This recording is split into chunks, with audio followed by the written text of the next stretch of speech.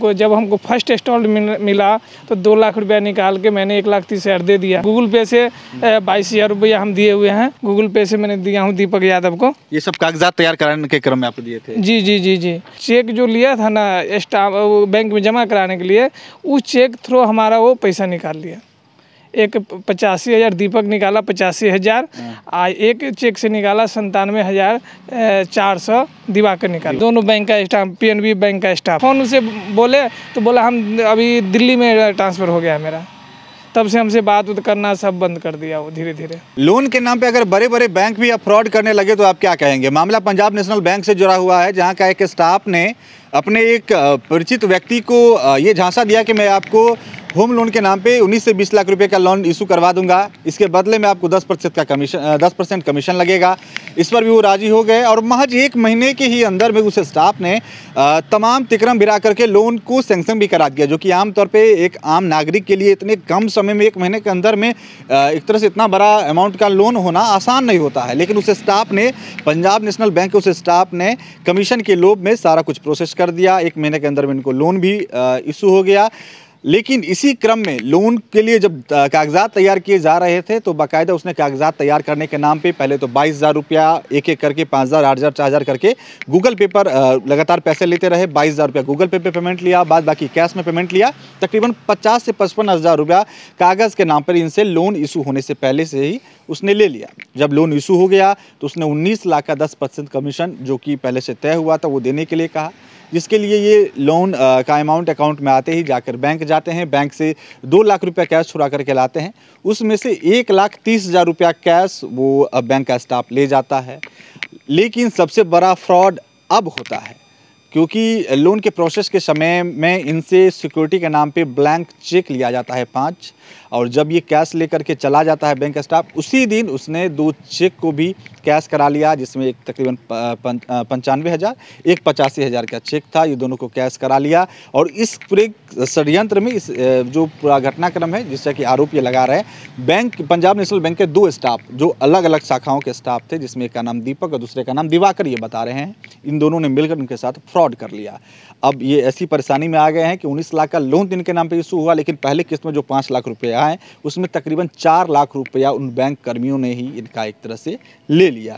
अब ये मामले को लेकर के पुलिस में भी गए हैं, मामला दर्ज कराए हैं, और लेकिन इनका कहना है कि पुलिस कार्रवाई नहीं कर रही है और बैंक के स्टाफ इनको धमका भी रहे हैं और आसानी से जॉब कर रहे हैं। अगर ये बातें सच है, जांच होती है, अगर आरोपी जो आरोप लगाए जा रहे हैं वो अगर सच पाए जाते हैं, तो कहीं ना कहीं पंजाब नेशनल बैंक का जो साख है देश में, जो इलाके में साख है जिस पे लोग भरोसा करते हैं, उस पर बट्टा लगता हुआ दिख रहा है। सबसे पहले जान लेते हैं, आप अपना परिचय देते हुए क्या कैसे घटनाक्रम हुआ, कैसे बैंक के स्टाफ से आपका संपर्क हुआ और कैसे उन लोगों ने लोन का आपको झांसा दिया, कैसे आप इस चीज़ में फंस गए, बताइए। मेरा नाम रामरतन महतो है, ग्राम कमतौल, पोस्ट फुलहर, थाना हरलाखी, जिला मधुबनी का निवासी हूँ।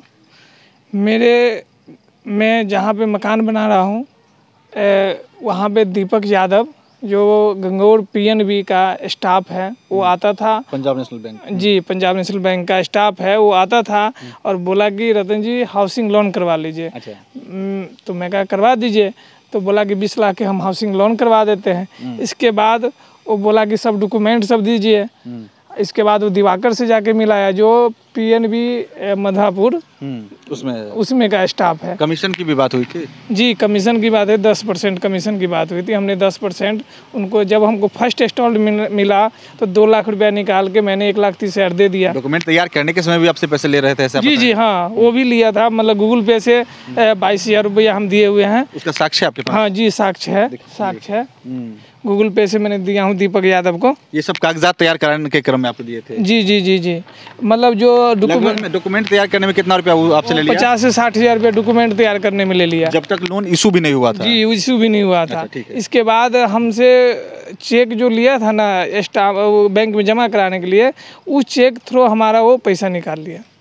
एक 85,000 दीपक निकाला, 85,000 एक चेक से निकाला 97,400 दिवाकर निकाला।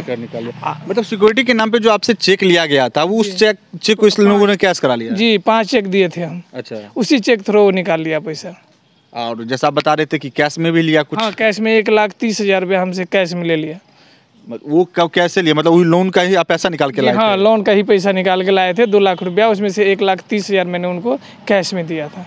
अच्छा, इसका आपके पास साक्ष्य है? उन लोगों ने चेक को जो कैश कराया जी, आपके अकाउंट, आपके जो लोन अकाउंट है उससे उन लोगों ने पैसे निकाल लिए, ब्लैंक चेक जो आपसे लिया गया था, उसका कोई आपके पास साक्ष्य है? हाँ, वो चेक हम दिए थे वो बैंक में जमा सिक्योरिटी के नाम पर, तो उसका हम अगर चेक नंबर सारा कुछ लिख के रखे थे ना, तो हम दिए थे वो दीपक को, दिवाकर को। उसका साक्ष्य है इसमें? इसमें यहाँ है हमारे पास साक्ष्य है, यहाँ देखिए दीपक निकाला हुआ है 85,000 जो न्यू सेल कॉन्ट्रैक्शन के नाम से, एक दीपक निकाला शंकर कुमार के नाम से। ये दिवाकर? हाँ, दिवाकर निकाला हुआ है। दीपक और दिवाकर दोनों बैंक के ही स्टाफ? हाँ, दोनों बैंक का स्टाफ, पीएनबी बैंक का स्टाफ। एक गंगौर में है, एक गंगौर में, एक मधापुर बैंक में था। जी। अच्छा, मतलब एक तरह से आपको पहले किस्त का जो अमाउंट आया 19 लाख में 5 लाख रुपया पहला जो किस्त आया, उसमें से 2 लाख रुपया आपने कैश निकाला, जो कि उन लोगों ने कमीशन की डिमांड की थी 10%, तो 19 लाख का 10% उनको पहले किस्त में ही चाहिए था, उसमें से उन लोगों ने ले लिया। वो हमको बोला 1,30,000 दे दो अभी, बाकी हिसाब बाद में हो जाएंगे। मतलब उसने एक तरह से अच्छाई भी दिखाई कि अभी 1,30,000 ही दीजिए, बाद में। हाँ, और निकाला हमसे वो चेक थ्रो निकाला, ट्रांसफर हो गया दिवाकर। अच्छा, दिल्ली, तब हम फ़ोन से बोले तो बोला हम अभी दिल्ली में ट्रांसफ़र हो गया मेरा, तब से हमसे बात करना सब बंद कर दिया वो धीरे धीरे। मतलब बताइए, बैंक के कर्मी इस तरह का फ्रॉड करते हैं। जो दीपक और दिवाकर की बात करें, दीपक कहाँ के हैं? दीपक बेनीपट्टी बेहटा का है। अच्छा, और पीएनबी गंगौर में उसका मतलब हाँ पोस्टिंग है। अच्छा, दिवाकर कहाँ का था? दिवाकर के सर हमको नहीं मालूम है, वो हम पीएनबी मधापुर में मिलते थे उनसे, ये दीपक लेके जाता था। देखिए, किसी बैंक के स्टाफ से दोस्ती और यारी आपको नुकसान में और परेशानी में कहीं ना कहीं डाल सकती है। ऐसा ही हुआ इन लोगों के साथ। दीपक जो कि मूल रूप से जो बता रहे हैं बेनीपट्टी या बेहटा के हैं, दीपक यादव, उनको संपर्क था मधुआपुर पीएनबी के दिवाकर से। उन लोगों ने इस तरह का पूरा षड्यंत्र रचा, इनको झांसे में लिया और बाकायदा उसने चेक भी निकाला। दिवाकर 97,000 का चेक को कैश करा लिया, जो इनका सिक्योरिटी के नाम पर चेक लिया गया था। दीपक ने भी चेक को कैश कराया जैसे इनका आरोप था। और दिवाकर, जिनका इनको ये भी नहीं पता है कि वो कहाँ का है, बस बैंक में भेंट होती थी, वो अब ट्रांसफ़र होकर के बाहर दिल्ली चला गया है। अब ये पूरा कहीं ना कहीं दर बदर भटक रहे हैं, न्याय की गुहार लगा रहे हैं। प्रशासन के पास भी मामला दर्ज कराएं, थाने में मामला दर्ज है, थाना अभी तक उस तरह की कार्रवाई नहीं कर रही है जैसा इनको संतुष्टि नहीं है। ये बता रहे हैं कि पुलिस शिथिल पड़ गई है और ये जिन लोगों पर आरोप लगा रहे हैं वो लोग बैंक में काम कर ही रहे हैं। और ये किस उस बैंक में काम कर रहे हैं जिसका प्रतिष्ठा और साख देश में बहुत ऊपर है, पंजाब नेशनल बैंक। और अगर ये वीडियो पंजाब नेशनल बैंक के कंसर्निंग ऑफिसर बेनीपट्टी, मधुबनी इत्यादि के पास पहुंचता है तो मैं उनसे अनुरोध करूंगा कि इस मामले की जांच की जाए, क्योंकि अगर आमतौर पर अभी देखा जा रहा है कि मोबाइल लोन के नाम पर भी फ्रॉड होता है। मोबाइल के आप इंस्टॉल कीजिए, 500,000 2,000 रुपये का लोन मिलता है और उस लोन में फंसा करके सामने वाले व्यक्ति को ब्लैकमेल करके 2,000 के लोन में 10,000 तक वसूल कर लिए जाते हैं, उसको आत्महत्या करने पर मजबूर कर दिया जाता है। इसी तरह का एक बड़ा पैटर्न अब बैंकों में भी चलने लगा है। बैंक के स्टाफ झांसा देते हैं लोन का, जो आम पब्लिक को एक छोटा सा लोन महीने 2 महीने में नहीं हासिल हो पाता है, वो महज 19 लाख का लोन महज 30 दिनों के अंदर में, 1 महीने के अंदर में इशू करवा दिया अपने प्रभाव से, क्योंकि उसमें उसका कमीशन का लालच था। उसका लालच था कि जो अमाउंट आएगा उसमें हम अपना और पैसे कैश करा लेंगे। और कुल मिलाकर के समझिए कि पहले किस्त में 5 लाख रुपये इनको मिले थे, उसमें तकरीबन 4 लाख रुपया बैंक के स्टाफ ने ही बंदरबाट कर लिया। तो ये वीडियो बनाने का मकसद ये है कि खास करके जो इसके कंसर्निंग ऑफिसर्स हैं पंजाब नेशनल बैंक के या इन मामले के प्रशासनिक पदाधिकारी जो इस चीज़ को देख रहे हैं वो जांच करें और अगर जो सच्चाई है उसको सामने लाएं। और दूसरी चीज़ कि एक आम नागरिक के तौर पे आप भी सतर्क रहें, सचेत रहें, क्योंकि आज की तारीख में कर्ज लेने के लिए सभी हाथ फैलाए हुए हैं। कहाँ आसानी से कर्ज मिल जाए, कितने इंटरेस्ट पे मिल जाए उससे मतलब नहीं है, लेकिन कर्ज लेने के लिए सभी हाथ फैलाए हुए हैं। ऐसे कर्ज लेने की लालच में या इस तरह के पैसों की लालच में आप मुसीबत में पड़ सकते हैं। इसलिए जब भी अगर बैंक वगैरह से अगर लोन लेने की अपेक्षा रखते हैं तो मैनेजर से जाकर के बात कीजिए, सीनियर मैनेजर से बात कीजिए, जानकारी रखिए, यूट्यूब सही से देखिए और बैंक के लोन के प्रोसेस को समझिए, तब जाकर के इन चीज़ों को प्रक्रिया में कीजिए। नहीं तो आपके लिए आपका लोन आपकी मुसीबत का सबब बन सकता है। फिलहाल इस वक्त इतना ही। आप देखते रहें BNN न्यूज। धन्यवाद। अब बेनीपट्टी में झोला प्रिंटिंग की फैक्ट्री, जहां कम खर्च में क्वालिटी वाले झोले बनाए जाते हैं। EMI पर भी यहां से माल ऑन टाइम डिलीवरी ले जा सकते हैं। साथ ही लड़की की शादी में यहां मिलता है मुफ्त में झोला। तो आज ही संपर्क